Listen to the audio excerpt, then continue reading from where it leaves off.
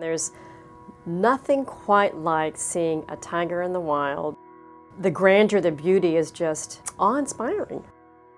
When you think about that animal being reduced to a rug, for me, it just galvanizes me to want to do more to protect that magnificent animal in the wild.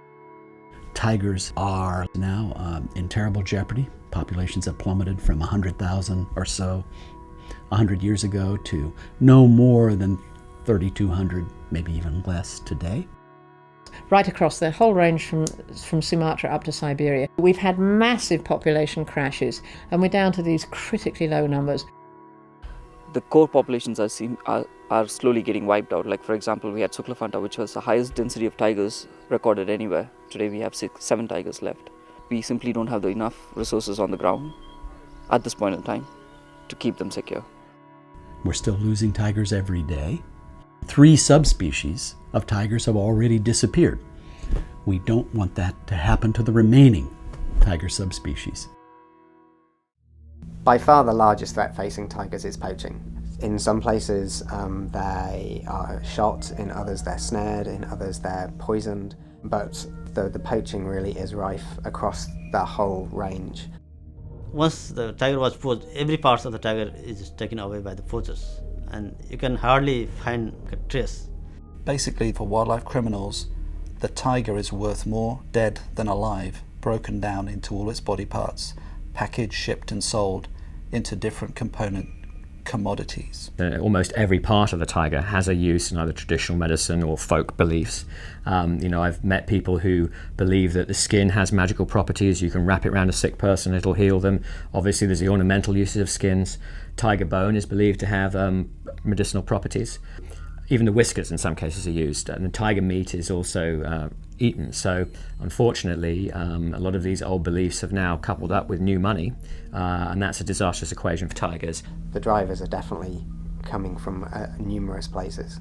The magical issues around tigers is found in Sumatra. The pelt issue is primarily in Tibet. Tiger as an exotic meat is generally Vietnam. The tonic issue is primarily China. And the US is one of the largest consumers of wildlife products anywhere in the world. So there are always issues in the US. It certainly is affecting the US. Americans import these things illegally. Americans go away and they buy things like skins of endangered animals. This is a problem that we Americans need to focus on. What's challenging in this latest crisis is the scope and scale of the problem and the involvement of organized crime, which makes it a harder nut to crack. We have to address it in the way it requires, which is taking very tough action, and not just the US, but working with other countries. We've already seen some real success in getting attention at high levels of government. We're working closely with governments in Asia to help them better deploy enforcement resources and technologies to patrol the areas of most importance to tigers. And we're working with our own government to continue to support and provide resources to the field where tigers are most critically in need of protection. So there is hope that we can see the change we need, but we clearly need to do a whole lot more. We need better and stronger enforcement. At the moment, it's a very low priority for governments. We need people to go out there and to really push and to really say this is an issue that's important. So if you join our campaign, you can help us by putting pressure where it's needed at the highest political levels. But on top of that, every single individual can play a role in reducing demand.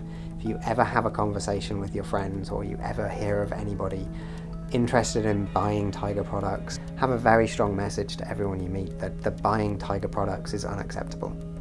We have a special responsibility to make sure that we are leading the world, showing people that there are ways to mobilize society, to care about endangered species, to take actions that will help promote their conservation, and equally as important, avoid those actions that lead to illegal poaching and trade. We owe it to our children and our grandchildren to leave them a world that has tigers in the wild, in secure populations. If we lose the tiger in the wild, the world's going to be a lesser place. To me, the definition of humanity is partly measured by how we treat our fellow species on the planet. We have the power and the resources to conserve tigers forever. The question is, do we have the will? And if we do not have that will, I really think we've lost part of our humanity.